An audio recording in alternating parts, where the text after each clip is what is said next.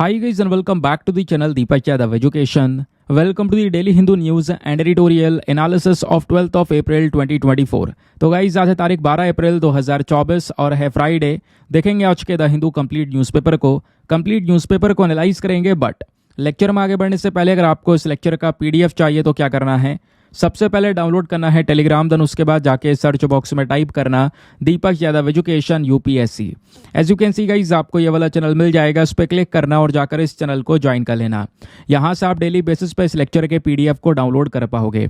Now हमेशा की तरह हम लोग अपने लेक्चर को एक मैप के क्वेश्चन के साथ स्टार्ट करेंगे। तो आज आप सभी को मैप में जाकर देखना है गल्फ ऑफ ओमान को कहाँ पर है एग्जैक्टली लोकेटेड, इसको अच्छे से मैप में देखना। देन उसके बाद आकर नीचे कमेंट सेक्शन में टाइप करना, जिससे कि आप लोग इसको लंबे समय तक याद रख पाओगे। साथ ही साथ एक क्वेश्चन सॉल्व करेंगे जो कि यूपीएससी प्रीवियस ईयर साल 2019 के प्रीलिम्स में पूछा गया था। डेली बेसिस पे हम लोग यहाँ पर एक प्रीवियस ईयर क्वेश्चन को भी सॉल्व करते हैं। क्वेश्चन क्या बोलता है, भारत ने हाल ही में एक डील साइन किया था जिसका नाम है action plan for prioritisation and implementation of corporation areas in the nuclear field. सवाल यह है कि जो ये डील साइन की गई थी ये कौन से देश के साथ में साइन की गई थी, ये आपने बताना है। Option number A Japan, B Russia, C United Kingdom या फिर D United States of America. तो उसका सही आंसर सभी को नीचे कमेंट सेक्शन में देना है। एटलीस्ट सभी को इसमें पार्टिसिपेट करना है, जैसे मैं आप लोगों से डेली बेसिस पे बोलता हूं। बाय द वे इसका जो करेक्ट आंसर है वो मैंने आपको टेलीग्राम पर प्रोवाइड करवा दिया है, वहां से भी आप इसको चेकआउट कर सकते हो। और अगर वहां पर आंसर नहीं मिलता है तो भी कोई परेशान होने की ज़रूरत नहीं है, क्योंकि वीडियो के लास्ट में इसके करेक्ट आंसर का डिस्कशन हम लोग करेंगे। तो चलो शुभ आरंभ करते हैं और चलते हैं सबसे पहले थंबनेल वाले इंपॉर्टेंट आर्टिकल की तरफ। अब दोस्तों एग्जामिनेशन के पर्सपेक्टिव से जो प्लेस है, स्पेशली एक कंट्री है, आप इसको अच्छे से मैप में एक बार ज़रूर से देख लेना, क्योंकि क्वेश्चन बन सकता है। डोंट वरी, आगे मैं आपको काफ़ी डिटेल से बताऊंगा। लेकिन हुआ क्या है, दुनिया भर में आपको दोस्तों हज़ारों आर्टिकल्स मिल जाएंगे जिसकी चर्चा इंटरनेशनल लेवल पर हो रही है। और वहाँ पर हम बात कर रहे हैं सिएरा लियोन नाम की एक देश के बारे में। इस देश में ज़ॉम्बी ड्रग के शिकार बनते जा रहे हैं लोग। सिचुएशन ये आ गई है कि देश के अंदर में जो लोग हैं उन्होंने जो कब्र होती है, जो ग्रेव होती है, उसको यहाँ पे खोद कर जो डेड बॉडीज़ हैं उनको निकाल कर हड्डियों को यहाँ पर वो चुरा कर ले जा रहे हैं। हड्डियाँ गायब हो रही हैं, आप स्पेशली कह सकते हो कब्रों से। ऐसा सिचुएशन यहाँ पर हो गया है। सिचुएशन ये है कि वहाँ के प्रेसिडेंट को वहाँ पे इमरजेंसी लगानी पड़ी। एक ऑपरेशन स्टार्ट कर दिया गया है इस पूरे मामले को थोड़ा सा स्टेबल बनाने के लिए। क्वेश्चन यहाँ पर यह आता है कि लोग हड्डियाँ चुरा रहे हैं कब्र में से, एक डेड बॉडी की हड्डियाँ लेकर जा रहे हैं। रीज़न क्या है? रीज़न यह है कि उन हड्डियों से नशा किया जा रहा है वहाँ पर। यह आप देख पाओगे, ज़ॉम्बी ड्रग के बारे में बात की जा रही है। और इस ड्रग के शिकार इस पर्टिकुलर देश में ज़्यादातर लोग जो हैं वो यूथ हैं, नौजवान लोग हैं, जिनका सिचुएशन काफ़ी बुरा होता चले जा रहा है। ये आप देख पाओगे, एक और टॉपिक आपको देखने को मिलेगा कि सिचुएशन इतनी गंभीर हो गई, ये क्राइसिस इतना ज़्यादा यहाँ पे गंभीर हो गया जिसकी वजह से नेशनल इमरजेंसी डिक्लेयर करनी पड़ी वहाँ के प्रेसिडेंट को। अब दोस्तों यहाँ पे नाम दिया गया है ना सिएरा लियोन, ज़रा पहले इसके बारे में डिटेल से जान लो कहाँ पर है मैप में। तो अगर आप वर्ल्ड मैप देखोगे तो ये हमारा पूरा अफ्रीकन कॉन्टिनेंट है। अफ्रीका में ये जो छोटा सा पॉइंट आपको दिख रहा है यही है सिएरा लियोन। इसको अगर जूम करके देखें तो इस तरीके से आपको ये मैप नज़र आएगा सिएरा लियोन का। इसकी कैपिटल है फ्री टाउन, यहाँ पर आपको ये इसकी कैपिटल नज़र आएगी। इसके आसपास देश देखोगे तो ऊपर गिनिया है और नीचे लाइबेरिया है। अब सिएरा लियोन में हालात इतने गंभीर हैं, या ये जो ड्रग का पूरा एडिक्शन लोगों को हो चुका है, इतना ज़्यादा गंभीर हो चुका है कि बराबर की कंट्रीज़ में भी ये एडिक्शन फैलता चले जा रहा है, जिसको लेकर आज चर्चाएं ही चर्चाएं हो रही हैं। तो ध्यान रखिएगा, लोकेशन काफ़ी इम्पॉर्टेंट है। तो दोस्तों यहाँ पर ये जो ड्रग है, ये जो नशा कर रहे हैं, इसको यहाँ पे आपने ज़ॉम्बी ड्रग का नाम देखा होगा, लेकिन ज़ॉम्बी ड्रग से ज़्यादा इम्पॉर्टेंट ये जानना है सिएरा लियोन के अंदर जो लोग हैं जो इस ड्रग का यूज़ कर रहे हैं, उन्होंने यहाँ पर इसको नाम दिया गया है, इसको नाम दिया है कुश नाम दिया गया है इस ड्रग को। ठीक है, तो एक ऐसा नारकोटिक जो कि घंटों तक एक इंसान को हाई करके रख सकता है, नशे में रख सकता है, सिंपल शब्दों में बोलें तो। और इसी ड्रग को बनाने के लिए लोग यहाँ पर कब्रों में से हड्डियाँ चुरा रहे हैं, हड्डियाँ निकाल रहे हैं। अब दोस्तों सिचुएशन क्या है ये आप लोग खुद इन सब चीज़ों को पढ़कर समझ पा रहे होंगे। इवन सोशल मीडिया प्लेटफॉर्म पर ऐसे फोटोज अपलोडेड हैं जिसको मैं लगा नहीं सकता यार यहाँ पे। अगर मैंने लगा दिया तो यूट्यूब उस वीडियो को रिस्ट्रिक्ट कर देगा, आपसे परमिशन मांगेगा वीडियो देखने की, तो इसके बाद वो वीडियो रुक जाएगा। आप खुद सर्च करना, आपको वो सारे वीडियोस फोटोज़ मिलेंगे। जो हॉस्पिटल्स पूरी तरह से भरे हुए हैं लोगों से। सीरिया लियोन के अंदर जो हॉस्पिटल है दोस्तों, मेन हॉस्पिटल जो है यहाँ पर 63% यानी आधे से ज़्यादा जो पेशेंट्स उस हॉस्पिटल के अंदर में अवेलेबल हैं वो सब ड्रग एडिक्ट हैं। उस ड्रग का यूज़ कर करके अपनी ज़िंदगी बर्बाद कर चुके हैं। और इसमें मैक्सिमम लोग वो हैं जिनकी उम्र 20 से कम है। और जैसे मैंने बोला 20 से कम या 20 के आसपास जितने नौजवान लोग हैं स्पेशली, वो ज़्यादातर अफेक्टेड हैं। बताया ये जा रहा है साल 2020 से लेकर साल 2023 के बीच में, अगर आप इन 2-3 सालों में देखोगे तो यहाँ पर ये जो कह सकते हो कि ये ड्रग से संबंधित जो पेशेंट्स एडमिट हुए हैं हॉस्पिटल्स के अंदर में, इनमें एक बढ़ोतरी नज़र आई है। 4000% से बढ़ोतरी हुई है।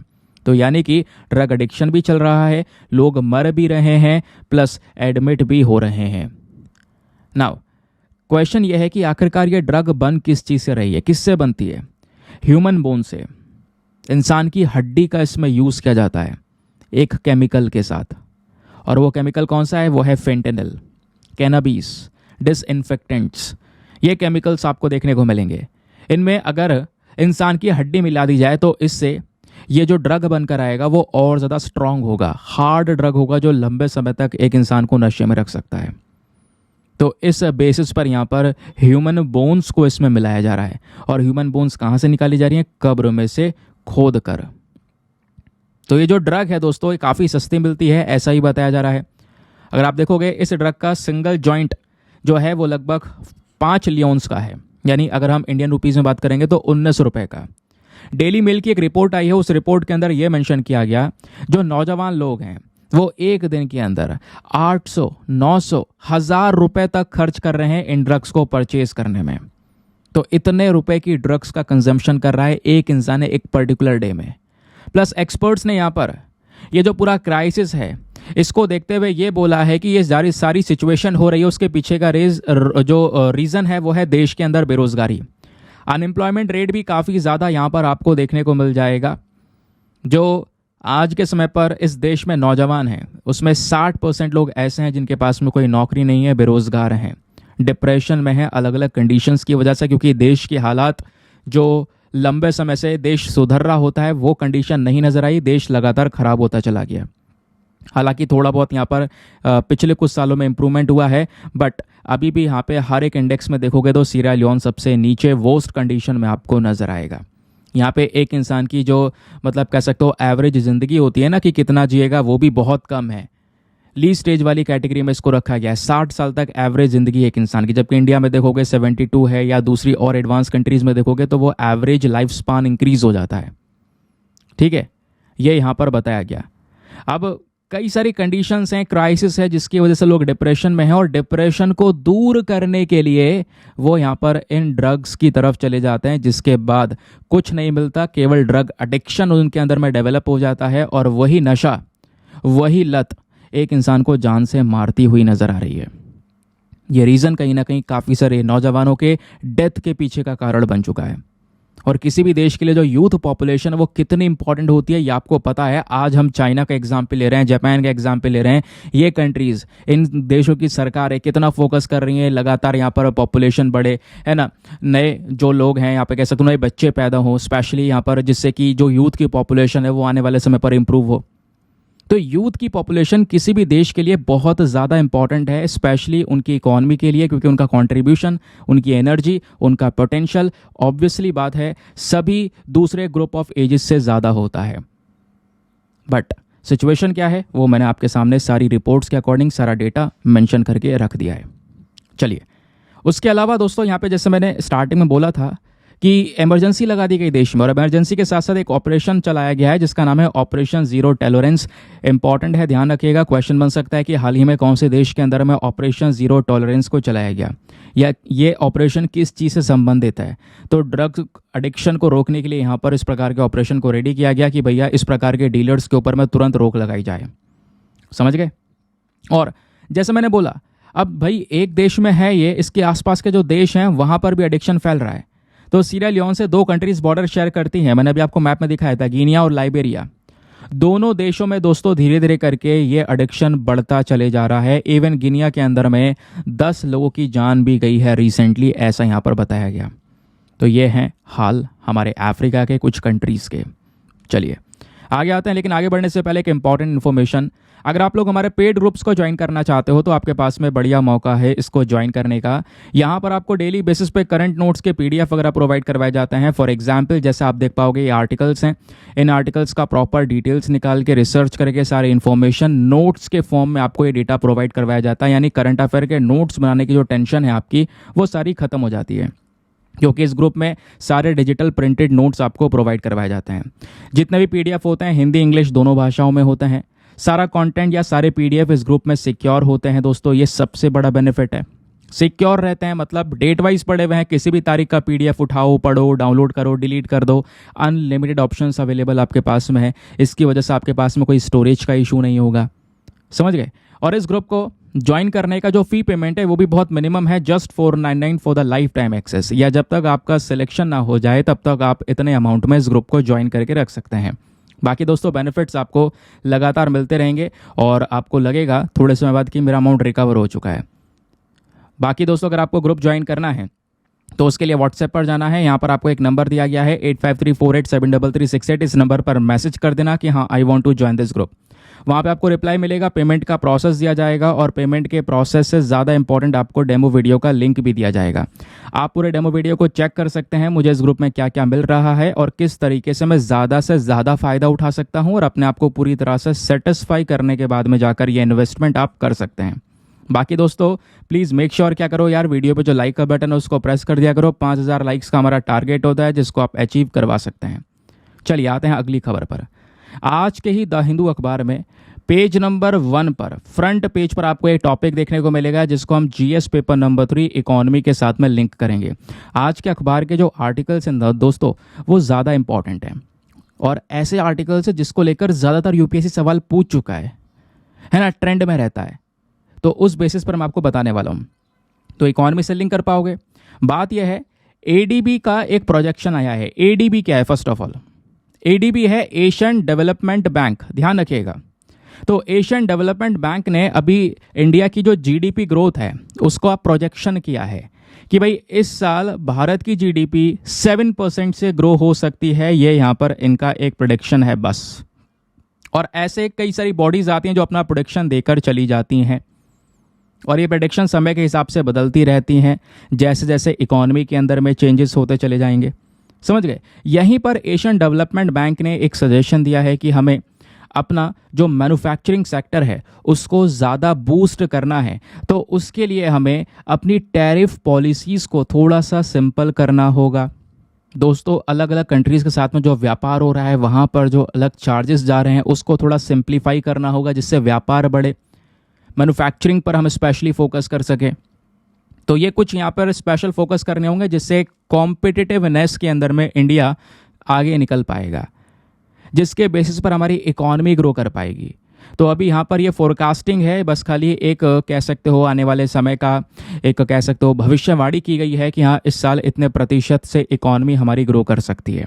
ये चेंज भी होता रहता है, ध्यान रखिएगा, तो परमानेंट नहीं है। इस वजह से ये जो परसेंटेजेस होते हैं ये एग्जामिनेशन में कभी नहीं पूछे जाते और ना कभी पूछे जाएंगे और ना कभी पूछे गए हैं, अगर आप इतिहास भी देखोगे तो, ठीक है। तो ये परसेंटेजेस हमेशा चेंज होते रहता है, यहाँ पर कोई फिक्स्ड पर्टिकुलर पॉइंट नहीं है।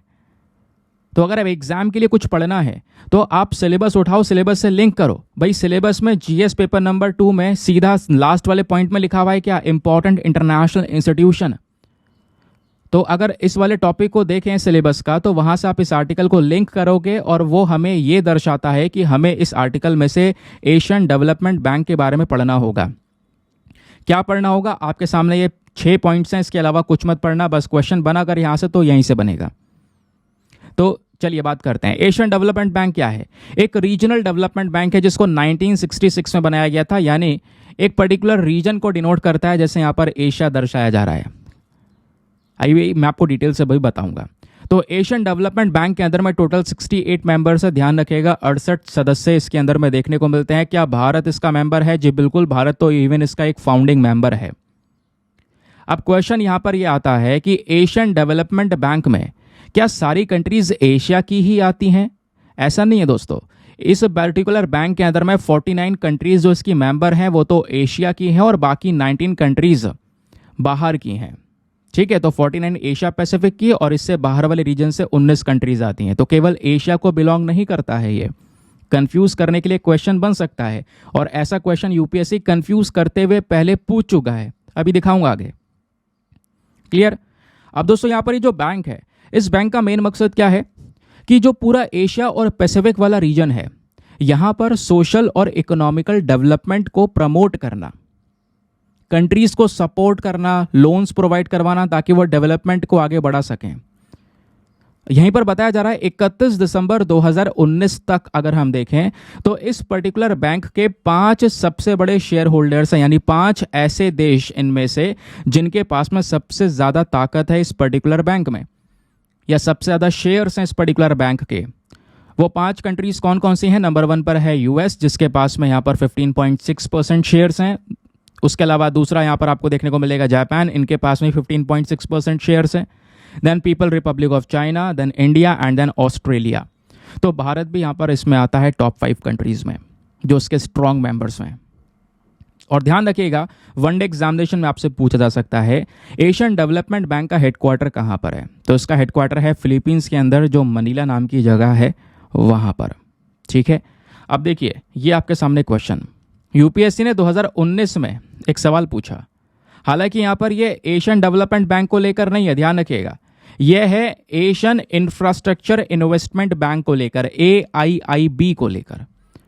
तो इस बैंक को देखते हुए 3 स्टेटमेंट आपके सामने दिए गए, बताना इनमें से कौन सा स्टेटमेंट सही है।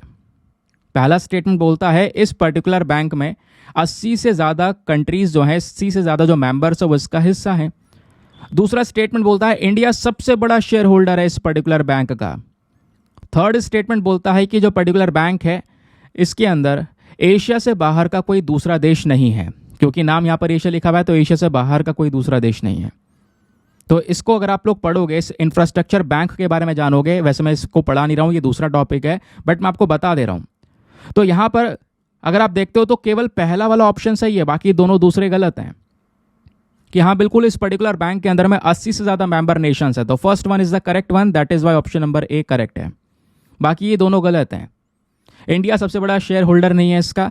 बाकी इसके अंदर में जो मेंबर्स हैं दोस्तों वो केवल एशिया नहीं, एशिया से बाहर के भी मेंबर्स है। और जैसे मैंने आपको बताया इस क्वेश्चन को आप लिंक करके पढ़ सकते हो एशियन डेवलपमेंट बैंक से, जो अभी हमने पढ़ा।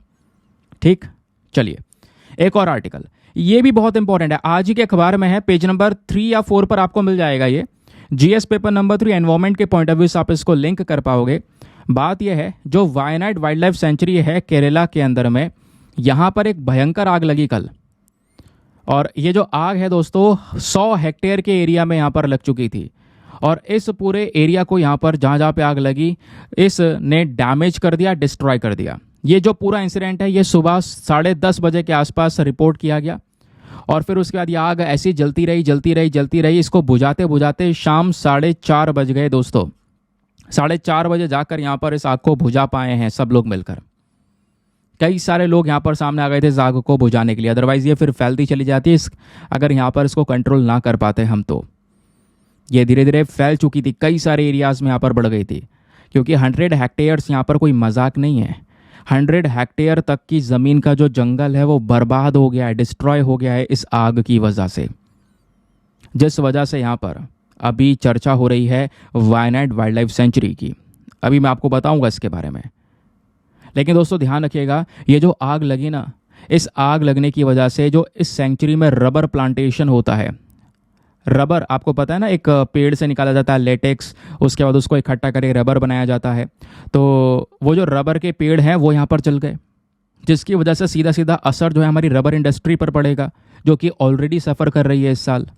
पढ़ते हैं हम article, rubber industry, coffee industry suffer कर रही हैं इस साल। तो ये कहीं ना कहीं यहाँ पर हमारे लिए प्रॉब्लम्स क्रिएट करेगा। एनवायरमेंटल प्रॉब्लम तो है, साथ ही साथ में इकोनॉमिकल प्रॉब्लम भी क्रिएट कर देगा, व्यापार वगैरह को लेकर, लोगों की इकॉनमी को लेकर। समझ गए? तो एक बड़ा इशू निकल कर आ रहा है। तो एग्ज़ाम के पॉइंट ऑफ व्यू से अगर हमें कुछ पढ़ना हो तो हम थोड़ा सा लोकेशन जानेंगे, क्योंकि हमेशा से अगर आप देखते हो क्वेश्चन पेपर एनालाइज आपने करे हैं, प्रीवियस ईयर क्वेश्चंस देखे हैं, तो आपसे directly Wayanad wild life century के बारे में पूछा जा सकता है। इस सेंचुरी को डिटेल से पढ़ेंगे, जरा मैं आपको बताता हूँ और कैसे क्वेश्चन बनेगा वो भी आपको बताऊंगा। तो ये जो वायनाड वाइल्ड लाइफ सेंचुरी है दोस्तों, कहाँ पर स्थित है? केरला में। Very very important. एक चीज़ कॉमन देखने को मिली है कि भाई हमेशा से कोई भी अगर वाइल्ड लाइफ सेंचुरी है, नेशनल पार्क है, बायोस्फीयर रिजर्व है, तो उसका लोकेशन ही पूछा गया है।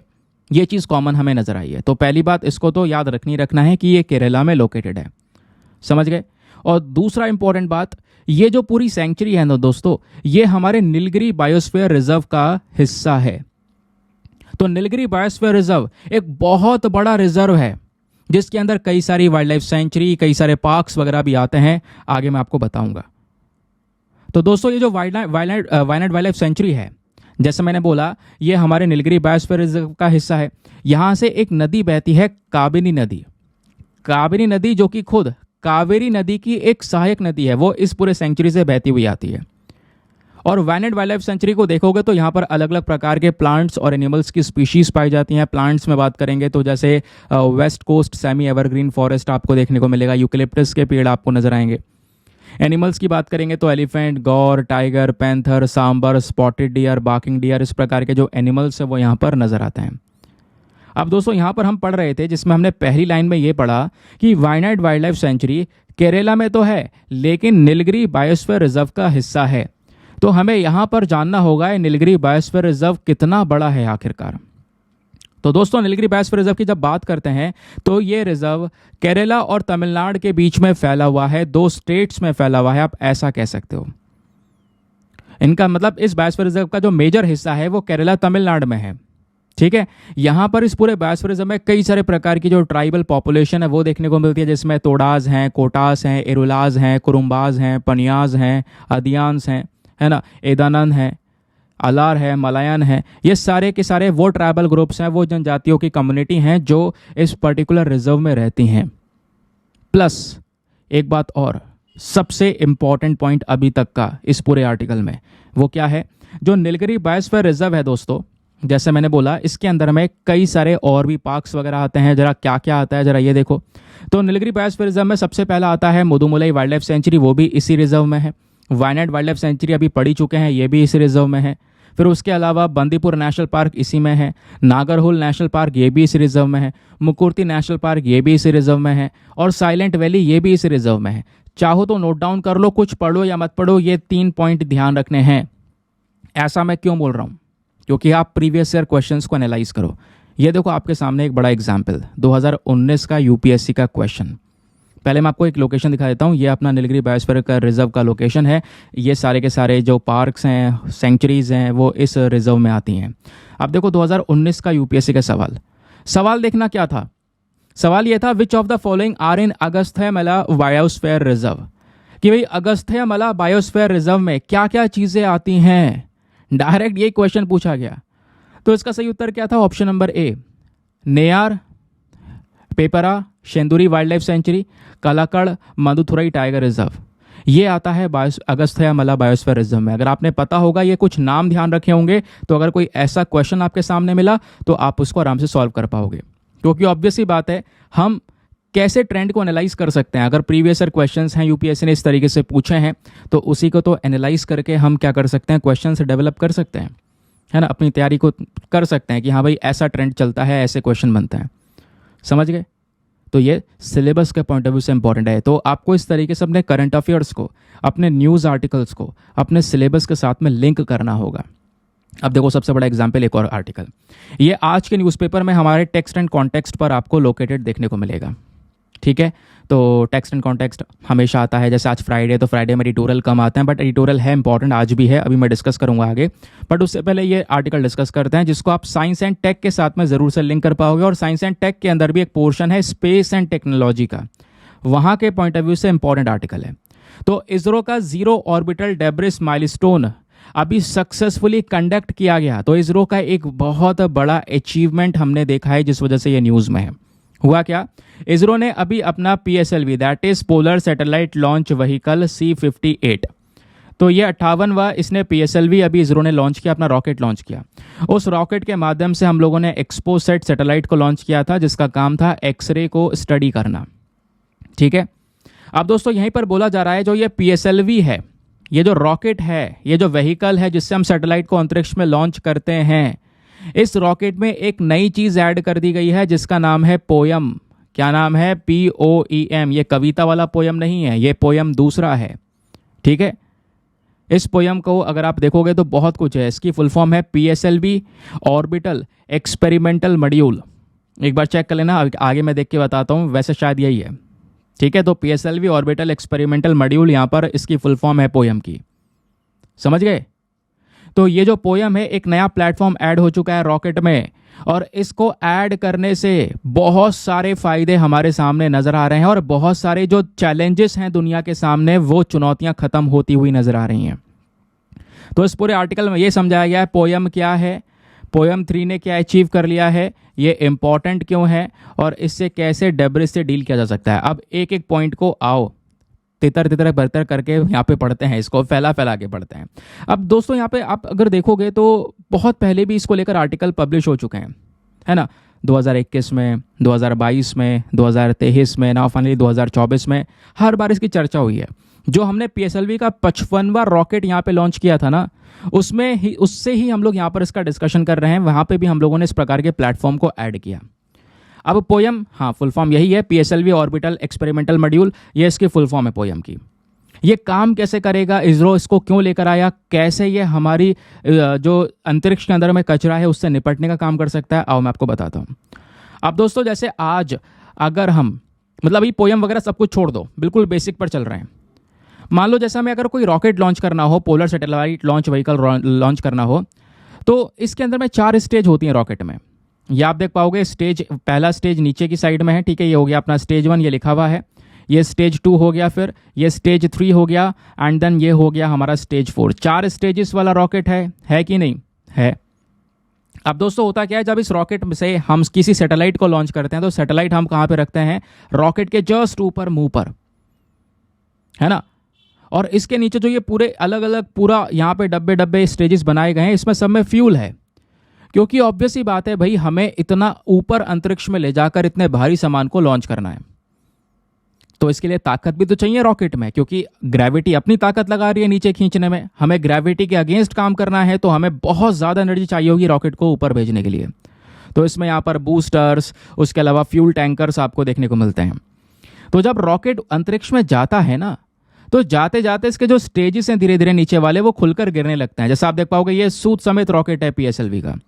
अब ये सैटेलाइट को लेकर जा रहा है, तो जैसे जैसे ऊपर जा रहा है, नीचे का फ्यूल खत्म हुआ, इसका काम खत्म हो गया, नीचे गिर जाएगा। हल्का होता चला जाएगा रॉकेट धीरे धीरे ऊपर जब तक जाएगा। ठीक है, तो पहला स्टेज नीचे खुलकर गिर गया, फिर ये और ऊपर जाएगा, इसका दूसरा स्टेज खुलकर गिर गया, फिर ये और ऊपर जाएगा, तीसरा स्टेज खुलकर गिर गया। अब बचा कौन सा? बचा यहाँ पर last stage, that is 4th stage. चौथा स्टेज बचा नहीं बचा। अब वो चौथा स्टेज ले जाकर देखो, चौथा स्टेज अंतरिक्ष में जाएगा और वो सैटेलाइट को अंतरिक्ष में लॉन्च कर देगा। और सैटेलाइट को अंतरिक्ष में लॉन्च करने के बाद में वो चौथा स्टेज क्या करेगा? अंतरिक्ष में ही कूड़ा बन के इधर उधर घूमता रहेगा। है तो वो यूजलेस, अब वो किसी काम का नहीं है ना। उसने अंतरिक्ष में सैटेलाइट लॉन्च कर दिया, इधर उधर घूम रहा है वो, या कचरा बन गया, अंतरिक्ष का कचरा कहलाया जाएगा उसे। तो अब हमने क्या किया, एक नया सिस्टम इसमें ऐड कर दिया, एक नया प्लेटफॉर्म ऐड कर दिया, जिसको नाम दिया गया पोयम। अब ये प्लेटफॉर्म क्या करेगा दोस्तों? ये प्लेटफॉर्म कहाँ पे लगाया गया है? ये प्लेटफॉर्म हमारे PSLV के चौथे वाले स्टेज में, वही आखिरी वाला जो स्टेज है उसमें लगाया गया है, जो सैटेलाइट को लॉन्च करने के लिए जाता है। अब इसमें होगा क्या, जब हमारा ये लास्ट स्टेज सैटेलाइट को लॉन्च कर देगा, अपना काम कर देगा, तो उसको हम इस काबिल बनाएंगे, उसमें अलग अलग ऐसे इक्विपमेंट्स को ऐड कर देंगे कि वो हमारी पृथ्वी के चक्कर लगाकर हमें इंफॉर्मेशन प्रोवाइड करवाता रहेगा। यानी एक तीर से 2 निशाने। जहाँ पे सैटेलाइट भी लॉन्च हो रहा है, और सैटेलाइट लॉन्च होने के बाद में पहले जो हमारा 4th स्टेज था, वो कूड़े की तरह जो काम कर रहा था ना, तैर रहा था, अब वो कूड़ा नहीं रह गया। उसमें हमने कुछ नए इक्विपमेंट्स ऐड कर दिए। अब वो हमें बहुत सारी इंफॉर्मेशन अवेलेबल करवाएगा, अंतरिक्ष से इंफॉर्मेशन भेजेगा, ऑर्बिट करेगा, वो हमारे पृथ्वी के चक्कर लगाएगा। That is why PSLV orbital experimental module नाम दिया गया। समझ गए? क्लियर हो गया? बहुत सिंपल तरीके से समझाने की मैंने कोशिश की है। कई बार लोग इसमें कंफ्यूज हो जाते हैं, बट जितना सिंपल हो सकता है, जितने रॉ वर्ड्स हो सकते हैं, मैंने उस वे में आपको समझाने की कोशिश की है कि पोयम एग्जैक्टली क्या है। क्लियर। चलिए, इससे क्या होगा, इससे यहाँ पर वो जो चीज़ जो कूड़ा बन रही थी अंतरिक्ष में जाकर, वो कूड़ा नहीं बनेगी, अब वो हमारे काम की हो गई, वो भी एज अ मिशन के तौर पर वर्क कर रही है। उससे भी हमें बहुत सारे बेनिफिट्स मिल रहे हैं। क्योंकि दोस्तों सिचुएशन ये है कि अगर अंतरिक्ष में कूड़ा बढ़ता चलेगा, स्पेस डिब्रिस जिसको बोलते हैं, तो आने वाले समय पर एक प्रेडिक्शन है 2030 में अंतरिक्ष में ये हालत हो जाएगी। पृथ्वी का जो रूप है, जो पृथ्वी जितनी सुंदर दिख रही है, उसकी सुंदरता को एक दाग लग जाएगा आने वाले समय पर, जो कि धीरे धीरे बढ़ता चले जा रहा है क्योंकि लगातार कचरा इकट्ठा हो रहा है अंतरिक्ष में। तो उसी का सोल्यूशन है यहाँ पर। क्योंकि इसमें स्टेजेस में अगर आप देखोगे रॉकेट के, तो बाकी सारे स्टेजेस तो नीचे गिर जाते हैं, जल के ख़त्म हो जाते हैं, लेकिन यहाँ पर कुछ आपको देखने के कहीं मिलेंगे, तो इस तरीके से देखने को मिलता है। बाकी जो लास्ट स्टेज है वो यहाँ पर अंतरिक्ष में कूड़ा बनेगा, तो कूड़े बनने की वजह उसका हमने प्रॉपर यूज़ किया। लेकिन प्रॉपर यूज़ कैसे किया, हमने पोयम नाम की जो चीज़ है उसमें वो ऐड कर दी, एक नया प्लेटफॉर्म इसके अंदर में ऐड कर दिया है। समझ गए, क्लियर हो गया। अब सवाल यह है कि जो ये पोयम है ये क्या कैरी करेगा। पोयम बेसिकली 6 पेलोड्स को कैरी करेगा, जिसमें यहाँ पे अगर आप देखोगे दिगांत तारा, ध्रुव स्पेस, बहुत सारी और भी चीज़ें इसमें देखने को मिल जाएंगी, है ना। तो ये बेसिकली जो हमारा इंडियन स्पेस स्टार्टअप है उनकी साइड से दोस्तों यहाँ पर काफ़ी सारे पेलोड्स ऐड करे गए। पोयम के अंदर अगर आप देखोगे तो ये जो काम करे, क्योंकि ऑब्वियस सी बात है ये इसका काम था सैटेलाइट लॉन्च करना, तो सैटेलाइट को लॉन्च कर देगा तो इसको पावर वगैरह कहाँ से मिलेगी, कहाँ से और ये एक्सपेरिमेंट कर सकेगा, कहाँ से हमें इन्फॉर्मेशन देगा। तो इसको पावर मिलते रहे इसके लिए यहाँ पर इसमें सोलर पैनल्स होंगे, है ना, लिथियम आयन बैटरीज होंगी, जो बैटरी चार्ज होकर इसको पावर देती रहेंगी। समझ गए। इसके अंदर में कुछ सन सेंसर्स वगैरह लगाया जाएगा, मैग्नेटोमीटर, गायरोस, नेविक सिस्टम लगाया जाएगा, जिससे यहाँ पर ये वर्क करता रहे और अंतरिक्ष की जो इन्फॉर्मेशन है वो हमारे पास में भेजता रहे। और इसका सबसे बड़ा सोल्यूशन क्या होगा, जो डेब्रिस है, जो ये स्पेस डेब्रिस है, जो ये अंतरिक्ष का कचरा है दोस्तों, वो कंट्रोल हो पाएगा। नहीं तो फिर अंतरिक्ष का कचरा जो है वो हमारे लिए एक सबसे बड़ी दिक्कत बनता चले जा रहा है। समझ गए। और इसी अंतरिक्ष के कचरे से आने वाले समय पर एक बहुत बड़ी दिक्कत आ सकती है, हमारी सारी सैटेलाइट्स विस्फोट हो सकती हैं, बर्बाद हो सकती हैं एक दूसरे से टकरा कर, क्योंकि यहीं पर हमारी सही सैटेलाइट भी काम कर रही है और बाकी सारा कचरा भी वर्क कर रहा है। समझ गए। और वो सब काफ़ी तेज़ी से यहाँ पर अंतरिक्ष में तैर रहा है। तो ये चीज़ कंट्रोल करना हमारे लिए काफ़ी ज़्यादा ज़रूरी है। नाउ इसी के बेसिस पर आज का अपना मेंस का क्वेश्चन देखने को मिलेगा। क्वेश्चन क्या है ज़रा ये जान लो। क्वेश्चन है, space debris has become a major issue for the world today. यानी जो अंतरिक्ष का मलबा है वो आज दुनिया के लिए एक सबसे बड़ा मुद्दा या सबसे बड़ी प्रॉब्लम बन चुका है। तो आपने डिस्कस करना है कि कौन कौन सी जो प्रॉब्लम्स हैं वो यहाँ पर स्पेस डेब्रिस की वजह से हो सकती हैं, और साथ ही साथ में आपको सोल्यूशन देना है कि हम क्या क्या उपाय अपना सकते हैं। उपाय में काफ़ी सारी चीज़ें लिख सकते हो, जैसे रीयूजेबल रॉकेट वगैरह जो मैंने आपको पढ़ा रखे हैं। अभी एक वुडन सैटेलाइट को लॉन्च किया गया था, उसके बारे में डिटेल्स मैंने आपको पढ़ाई, तो काफ़ी सारे एग्जाम्पल्स यहाँ पे दे सकते हो। ठीक है, तो हिंदी में एक बार रीड कर देता हूँ ताकि हिंदी माध्यम वाले जो एस्पिरेंट है इसको बढ़िया से समझकर एक बढ़िया सा आंसर लिख सकें। अंतरिक्ष मलबा आज दुनिया के लिए एक बड़ा मुद्दा बन गया है। अंतरिक्ष मलबे के कारण होने वाली समस्या पर चर्चा करें और उसका समाधान भी बताएं। 250 शब्दों में आंसर लिखने के बाद में कहाँ पे सबमिट करना है, टेलीग्राम पर जाना, वहाँ पे जाके सर्च बॉक्स में लिखना दीपक यादव एजुकेशन मेंस ग्रुप। जैसे आप फुल फॉर्म लिखोगे मेरा टेलीग्राम चैनल मिलेगा, जहाँ पे ऑलरेडी 78,000 से ज़्यादा लोग जुड़ चुके हैं। आप भी जुड़कर अपने आंसर्स को लिखकर सबमिट कर सकते हो, लेकिन अपने आंसर को लिखकर सबमिट करने के साथ साथ एक छोटा सा काम और करना, एटलीस्ट सभी लोगों को 2-2 आंसर्स रिव्यू करने हैं। जब आप सभी लोग 2-2 आंसर्स को रिव्यू करोगे बहुत सारे फायदे होंगे आपको भी और सामने वाले को भी। आपको कुछ इंपॉर्टेंट पॉइंट्स मिलेंगे जो आप अपने नोट्स में इंक्लूड कर सकते हो। सामने वाले के आंसर में अगर कोई मिस्टेक होती है तो आप उनको बता सकते हो कि यहाँ पर इंप्रूवमेंट की आवश्यकता है। तो इस प्रकार से कोऑपरेटिव वे में वो पूरा का पूरा ग्रुप काम कर रहा है। चलिए आज का एक और एडिटोरियल। वैसे आज जो हमारे न्यूज़पेपर में एडिटोरियल पब्लिश हुआ है, जैसे मैंने बोला फ्राइडे है, फ्राइडे में आर्टिकल्स कम आते हैं, एडिटोरियल कम आते हैं। तो एडिटोरियल जो आया है ना वो लद्दाख के इशू को लेकर है, जिसको हम डिस्कस कर चुके हैं। बाद में अगर टाइम बचेगा तो आपको बताऊंगा उसके बारे में, लेकिन उससे पहले एक आर्टिकल हमारा पिछले कुछ दिनों से रह जा रहा है सुसाइड को लेकर, बट आज इसको खत्म करके अपना जो पेंडिंग वाला सारा सामान है वो कंप्लीट हो जाएगा। तो यहाँ पर जो डॉक्टर लक्ष्मी विजय कुमार हैं, इनके थ्रू यहाँ पर ये पूरा एडिटोरियल लिखा गया है। इन्होंने बोला है आज के समय पर जो नौजवान लोग हैं भारत के अंदर में, वो जो सुसाइड्स कर रहे हैं, आत्महत्या कर रहे हैं, उसके पीछे का रीज़न क्या है। और सिचुएशन लगातार गंभीर होती हुई चली जा रही है, और रीज़न के साथ साथ इसका सोल्यूशन क्या हो सकता है वो यहाँ पर इन्होंने मेंशन किया है। आओ एक एक करके सारे रेलिवेंट पॉइंट्स को काफ़ी डिटेल से हम लोग समझने की कोशिश करेंगे। देखो ये जो सुसाइड्स हैं, है ना, ये वर्ड मैं बार बार यूज़ नहीं करूँगा, क्योंकि अगर मैं बार बार यूज़ करता हूँ तो यूट्यूब इस वीडियो के ऊपर रिस्ट्रिक्शन लगा देगा। तो उसके बजाय मैं क्या कुछ अलग अलग वर्ड यूज़ कर सकता हूँ, आप उसको थोड़ा सा मैनेज कर लेना, देख लेना, समझ लेना। तो इस प्रकार के केसेस, हाँ ये कह दूंगा, इस प्रकार के केसेस, समझ गए। तो इस प्रकार के जो केसेस है दोस्तों, वो सबसे ज़्यादा एजुकेशनल सेक्टर्स में यहाँ पर इम्प्रूव कह रहा हूँ, सॉरी माफ़ी चाहूँगा, एजुकेशनल सेक्टर के अंदर में बढ़ते हुए नजर आए। अगर आप स्टेटस देखोगे, आज के समय की स्थिति देखोगे, तो 2021 तक अगर हम देखें तो लगभग 13,000 स्टूडेंट्स, 13,000 जो विद्यार्थी हैं इंडिया में, उनकी यहाँ पर कह सकते हो कि उन्होंने यहाँ पर ये कदम उठाया है। उन्होंने ये कदम उठाया है, कहने का मतलब है हर रोज़ 35 केसेस ऐसे निकल कर आ रहे हैं, और ये केसेस 2020 के कंपैरिजन में बढ़कर आए 2021 में। और इसको और पिछले कुछ सालों से देखोगे तो उससे पहले 10,000 केस थे, फिर ये बढ़कर हो गए 12,000, देन 13,000। तो साल ब साल यहाँ पर इस प्रकार के जो केसेस है वो इंक्रीज हो रहे हैं, ये यहाँ पर राइटर ने बोला है। और अगर आप 1995 से इन केसेस को कंपेयर करोगे तो हमारे देश में जो नंबर ऑफ स्टूडेंट्स हैं उन्होंने अपना जीवन गंवा दिया है इन पर्टिकुलर सिचुएशन में। ये सबसे ज़्यादा केसेस 2021 में देखने को मिले, और बोला ये जा रहा है पिछले 25 सालों में, आप इमेजिन करो, पिछले 25 सालों में, पास्ट 25 ईयर्स में 2 लाख ऐसे लोग हैं जिन्होंने यहाँ पर ये कदम उठाया, जिन्होंने अपना जो जीवन है वो पूरी तरह से ख़त्म कर दिया। 2 लाख लोग ऐसे थे, ये यहाँ पर डेटा हमारे सामने आता है।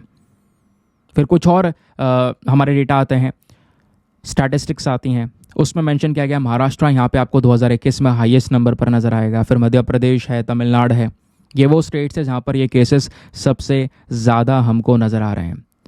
और स्पेशली वो बच्चे आईआईटी से, एनआईटी से, सेंट्रल यूनिवर्सिटी से, कोचिंग सेंटर से, मेडिकल एंट्रेंस एग्ज़ाम, वो सबसे ज़्यादा हाईलाइट किया गया मेडिकल एंट्रेंस एग्ज़ाम को। ये जो केसेस है या ये जो पूरा मैटर है सुसाइड का, ये एक सबसे बड़ा चिंता बन चुका है कोटा के अंदर।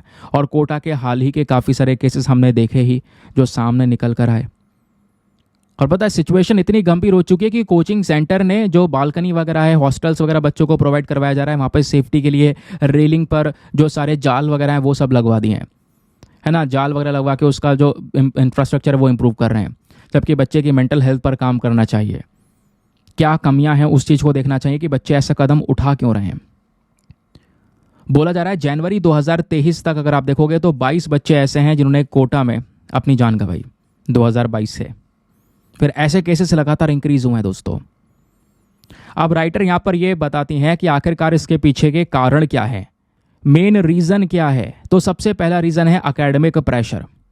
ये सही बात है, आज का जो एजुकेशन है वो काफ़ी अलग हो चुका है। पेरेंट्स की एक्सपेक्टेशन अपने बच्चों से बहुत ज़्यादा देखने को मिल जाती हैं, टीचर्स की एक्सपेक्टेशन एक बच्चे से बहुत ज़्यादा होती है, लेकिन वो बच्चे के ऊपर कितना प्रेशर पड़ रहा है, वो बच्चा क्या झेल रहा है, क्या नहीं झेल रहा है, स्ट्रेस क्या है उसके लाइफ में, तो वो चीज़ें मैटर करती हैं। और कई बार स्ट्रेस इतना ज़्यादा हो जा रहा है कि वो बच्चा स्ट्रेस को झेल नहीं पा रहा है, जिसके बाद ये कदम उठा रहा है, जबकि ये कदम उठाना सरासर गलत है। आपसे नहीं हो रहा है, सीधा आप हटो, कुछ और चीज़ के ऊपर फोकस करो, जो आपका पैशन है वो करने की कोशिश करो। जहाँ पे आपको मज़ा आ रहा है, आपको लग रहा है यार ये नहीं हो पा रहा मुझसे, बट मैं ये कर सकता हूँ, तो वहाँ पे जाओ। दिक्कत क्या है, फैमिली को मनाओ, बट प्रेशर में आकर ये स्टेप उठाना सरासर गलत। अब कई बार बच्चे के अंदर में कह सकते हो कि क्या जब वो सक्सीड नहीं हो पाता अपने इस पूरे एकेडमिक्स एग्जामिनेशंस के अंदर में, तो एक कह सकते हो फेलियर की जो फीलिंग है वो से आने लगती है, होपलेसनेस फील होने लगता है, घर पर कैसे बताऊं, घर से भी डांट पड़ गई, है ना। तो ये सब प्रॉब्लम्स दोस्तों यहाँ पे क्रिएट हो रही हैं। दूसरा जो रीज़न है वो है mental health issues, mental health problem जैसे डिप्रेशन, एंजाइटी, है ना, बाइपोलर डिसऑर्डर, ये सारे रीज़न भी आपको देखने को मिलेंगे जिससे केसेस इंक्रीज़ हो रहे हैं। और ये कंडीशंस बढ़ जाती हैं जब एक बच्चे को सपोर्ट नहीं मिल पाता, जब वो इन प्रॉब्लम से गुजर रहा होता है, वो सोचता है यार मैं किसके साथ में शेयर करूं ये सारी इन्फॉर्मेशन। कुछ ऐसी बातें हो तो जो पेरेंट्स नहीं, दोस्तों के साथ में शेयर करो, बट फ्रेंड्स भी ऐसे हो जाते हैं जब मतलब कोई सपोर्ट नहीं मिल रहा चारों तरफ से, फिर वो कंडीशन आ जाती है। ऐसा यहाँ पर राइटर मेंशन कर रहे हैं। तीसरा रीज़न है आइसोलेशन एंड लोनलीनेस। जैसे मैंने आपको बताया ही, बहुत सारे स्टूडेंट्स, बहुत सारे विद्यार्थी ऐसे हैं जो एजुकेशनल हब्स के अंदर में पढ़ाई कर रहे हैं, अपने परिवार से बिल्कुल अलग हैं, दोस्तों से अलग हैं, है ना, बाकी अपने कज़न्स वगैरह सबसे अलग हैं, बिल्कुल अकेले होकर यहाँ पर पढ़ाई कर रहे हैं। तो उनके लिए वो जो एनवायरनमेंट है वो काफ़ी ज़्यादा डिफिकल्ट हो जाता है, क्योंकि वो सब आपस में देख रहे होते हैं कितनी भयंकर रेस लगी हुई है यार, यहाँ पे एक से बढ़कर एक बच्चा है, कंपटीशन बड़ा खतरनाक है। तो उन सब चीज़ों से यहाँ पर फिर वो डील नहीं कर पाता। फिर एक और रीज़न यहाँ पर आता है फाइनेंशियल कंसर्न। जो फाइनेंशियल डिफ़िकल्टीज़ यहाँ पर आपको देखने को मिली, राइटर का कहना यहाँ पर यह है कई बार बच्चे होते हैं वो ट्यूशन फ़ीस वगैरह अफोर्ड नहीं कर पाते, है ना, वो रह रहे हैं बाहर लेकिन वो अपने खर्चे नहीं निकाल पाते, है ना, लिविंग एक्सपेंस आपको बहुत ज़्यादा देखने को मिल जाता है। तो इसकी वजह से भी बच्चे की लाइफ में स्ट्रेस बना रहता है कि भाई यहाँ पर पूरी फाइनेंशियल कंडीशंस यहाँ पे मेरी ख़राब हैं, है ना, तो उसकी वजह से डिप्रेशन वगैरह के चांसेस बढ़ जाते हैं। फिर एक और रीज़न आता है साइबर बुलिंग या ऑनलाइन हैरेसमेंट। तो ऑनलाइन हैरेसमेंट भी दोस्तों यहाँ पर धीरे धीरे कॉमन होता चले जा रहा है, जिसकी वजह से यहाँ पर बच्चे कदम उठा रहे हैं, क्योंकि जो हैरेसमेंट है या साइबर स्टॉकिंग है, सोशल मीडिया पर यहाँ पे धमकाना, तो ये भी कहीं ना कहीं रीज़न बनता चले जा रहा है। फिर है सब्सटेंस अब्यूज़। कई बार यहाँ पर जो बच्चा है, जो ये स्टूडेंट है, वो यहाँ पर कह सकते हो कि अल्कोहल के उसमें चपेट में आ जा रहा है ना, वो अल्कोहल वगैरह का यहाँ पर फिर वो यूज़ करने लग रहा है, जिसकी वजह से ये प्रॉब्लम्स क्रिएट हो रही हैं। कुछ सब्सटेंस जैसे कि यहाँ पर इन सब्सटेंस की वजह से जो मेंटल हेल्थ प्रॉब्लम्स है, फाइनेंशियल डिफ़िकल्टीज़ हैं, लीगल इश्यूज़ हैं, है ना, ये सब कुछ आपको देखने को मिल जाएगा, जो कि कहीं ना कहीं एक स्टूडेंट्स की लाइफ के अंदर में बहुत बड़ी प्रॉब्लम लेकर आ रहा है। फिर है रिलेशनशिप प्रॉब्लम्स। रिलेशनशिप प्रॉब्लम्स में आप देख पाओगे जैसे ब्रेकअप है, फैमिली कॉन्फ्लिक्ट्स हैं, फ्रेंडशिप इश्यूज़ हैं। तो इन सब चीज़ों की वजह से भी यहाँ पर एक जो बच्चा है उसके पास में प्रॉपर सपोर्ट नहीं हो पाता, फैमिली से अलग है, तो इन सब चीज़ों को यहाँ पर डील नहीं कर पा रहा है, ऐसा यहाँ पर राइटर ने मैंने बोला है। फिर राइटर ने यहाँ पर एक चीज़ के ऊपर स्पेशल फोकस किया है, वो है लैक ऑफ सपोर्ट। जो एजुकेशनल हब्स के अंदर में बच्चे पढ़ाई कर रहे हैं, स्ट्रगल कर रहे हैं, बहुत सारी चीज़ों से गुजरते हैं, तो उनके प्रति एक सपोर्ट होना ज़रूरी है। अगर वो किसी से कोई चीज़ शेयर नहीं कर पाएंगे तो ऑब्वियस ही बात है मन ही मन में वो चीज़ें खाती चली जाएंगी, उस बच्चे को आगे खाई में ढकेलती चली जाएंगी। अब राइटर का कहना यहाँ पर यह है कि आखिरकार हम क्या क्या कदम उठा सकते हैं इस प्रकार के केसेस को रोकने के लिए। तो सबसे पहला हमें मेंटल हेल्थ सर्विसेज को इम्प्रूव करना होगा, जिसका मुद्दा मैं पहले भी उठा के बोल चुका हूँ। जो स्टूडेंट्स हैं उनको यहाँ पर एक मेंटल हेल्थ सपोर्ट प्रोवाइड करवाना ज़रूरी है। साइकाइट्रिक सर्विसेज आप प्रोवाइड करवा सकते हो। स्कूल्स हैं, यूनिवर्सिटीज़ हैं, इनको अपने टीचर्स को ट्रेन करना चाहिए, स्टाफ को ट्रेन करना चाहिए, है ना, कि भाई यहाँ पर इस तरीके की जो कंडीशंस हैं या मेंटल हेल्थ को लेकर जो चीज़ें हैं वो हमें लेकर चलनी होंगी। फिर उसके बाद में जैसे मैंने बोला ओवरऑल पर्सनैलिटी डेवलपमेंट के ऊपर फोकस करना चाहिए। एक बच्चे का हॉलिस्टिक डेवलपमेंट ज़रूरी है, केवल पढ़ाई पढ़ाई पढ़ाई सब कुछ नहीं होता। उसके अलावा एक पर्सनैलिटी डेवलपमेंट में आपको बहुत सारी चीज़ें देखने को मिलती हैं, एकेडमिकली भी और इमोशनली भी हर एक व्यक्ति स्ट्रांग होना ज़रूरी है, ठीक है। तो वो यहाँ पर कहीं ना कहीं इस प्रकार के केसेस को रोकने में मदद करेगी। फिर बच्चे का पार्टिसिपेशन स्पोर्ट्स में भी ज़रूरी है। वो एग्जामिनेशन में इतना ज़्यादा लग जा रहा है, भाई हमें नहीं 7-7 घंटे 8-8 घंटे 10-10 घंटे की पढ़ाई चाहिए, ये वीडियोज़ वो वीडियोज़ यहाँ पर अपलोडेड हैं। बट मैं आपको पहले बोल चुका हूँ ये बात, ऐसा ज़रूरी नहीं है यार। आप जितने कम समय में जितना बढ़िया पढ़ सकते हो, जितना लंबे समय तक याद रखने के लिए पढ़ सकते हो, वो बढ़िया है। उतना कम समय आपके लिए बहुत है। बस सिचुएशन ये है कि आपने पढ़ लिया, आपको चीज़ समझ में आ गई, आपसे कोई पूछेगा तो आप बता दोगे। चाहे अब वो काम आप चाहे वो 1 घंटे में कर रहे हो, 2 घंटे में कर रहे हो, 3 घंटे में कर रहे हो, वो आपकी कैपेबिलिटीज़ के ऊपर डिपेंड करता है। ज़रूरी नहीं है 8 घंटे 10 घंटे 12 घंटे पढ़ना है। उसके अलावा भी लाइफ में बहुत सारी चीज़ें हैं जिसके ऊपर एक स्पेशल फोकस करना होता है। तो अब यार ये चीज़ मैं बोल रहा हूँ जो मैं खुद यहाँ पे प्रॉब्लम से गुजर रहा हूँ, क्योंकि मैंने भी यहाँ पर वर्क के ऊपर में इतना ज़्यादा फोकस किया पिछले कुछ सालों में। आप देख पा रहे यूट्यूब पर पिछले 3 से 4 सालों में जब से मैंने स्टार्ट किया है, वीडियो की एक भी छुट्टी नहीं की है। बाकी मुझे दूसरे काम भी बहुत सारे मैनेज करने होते हैं अपार्ट फ्रॉम दिस यूट्यूब। तो होता है यार लाइफ में थोड़ा बहुत दूसरा टाइम भी चाहिए होता है, क्योंकि बीच में प्रॉब्लम्स काफ़ी सारी मेरे साथ हुई। आपको पता होगा इस बार तो मतलब पिछले 2-3 सालों में इतनी प्रॉब्लम फेस नहीं की जितनी प्रॉब्लम मैंने पिछले 3-4 महीनों में फेस कर ली है। स्पाइन का इशू हो गया था जिसकी वजह से वीडियो लेट आ रहा था। अभी वीडियो यहाँ पर थोड़ा ऊपर नीचे हो जाता है ना। अभी भी यहाँ पर थोड़ा स्लीप डिस्टर्बेंस हो चुका है, माइग्रेन का इशू हो रहा है। तो हाँ, बस थोड़ा थोड़ा टाइम दूसरी जगह पर देना होगा। ये स्टूडेंट के साथ में भी, हर किसी के साथ में भी है यार, जो कहीं पे भी काम कर रहा है उससे थोड़ा सा अलग टाइम देना होगा। तो बच्चे का पार्टिसिपेशन में स्पोर्ट्स में करवा सकते हैं, जिससे यहाँ पर थोड़ा सा उसका जो यहाँ पर कह सकते हो कि बाकी जो प्रेशर है वो थोड़ा रिलीज़ हो सके। एक्सरसाइज में काफ़ी ज़्यादा कह सकते हो आराम मिलता है, ब्रेन को यहाँ पर रिलैक्स मिलता है। उसके अलावा जो हमारे सोशो इकोनॉमिक इश्यूज़ है उसको एड्रेस करना होगा। पॉवर्टी, होमलेसनेस, अनएम्प्लॉयमेंट, इसको भी एड्रेस करना ज़रूरी है, ऐसा राइटर का कहना है। जो साइबर बुलिंग पॉलिसीज़ हैं ये लेकर आनी होंगी, है ना। कुछ ऐसी नीतियाँ लेकर आनी होंगी जो जिस प्रकार से जो सोशल हैरेसमेंट हो रहा है इसको रोका जा सके। और इसको लेकर अगर आप देखोगे तो दुनिया में कई सारे इनिशिएटिव्स चलाए गए हैं, जैसे वर्ल्ड सुसाइड प्रिवेंशन डे। हर साल 10 सितंबर को यहाँ पर इस दिन को ऑब्जर्व किया जाता है।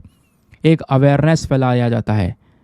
ठीक है, इस मुद्दे को यहाँ पर पूरी तरह से बड़े मुद्दे को दिखाया जाता है। और इंडिया ने भी कई सारे इनिशिएटिव्स उठा रखे हैं इस प्रकार के चीज़ों को हैंडल करने के लिए।